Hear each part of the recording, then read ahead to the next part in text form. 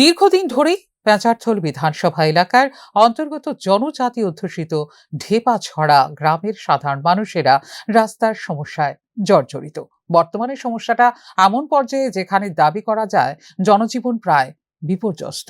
স্থানীয় মানুষদের অভিযোগ হচ্ছে, নির্বাচনের সময় বিভিন্ন স্তরের নেতারা, মন্ত্রীরা নানান প্রতিশ্রুতি দিলেও ভোট পর্ব মিটে গেলে তাদের খবর আর কেউ রাখে না।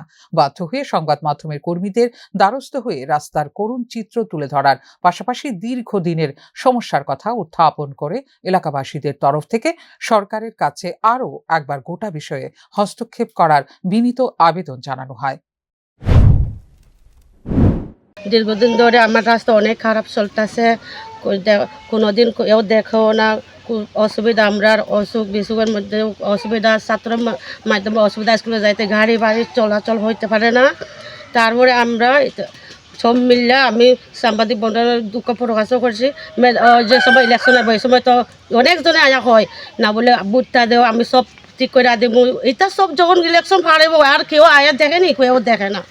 আমরা কষ্ট দুঃখ বুঝেনি যারা নেতা, তারা তো এসি রুমে ঘুমাইতেছে, বড় বড় বিল্ডিংয়ে ঘুমাইতেছে।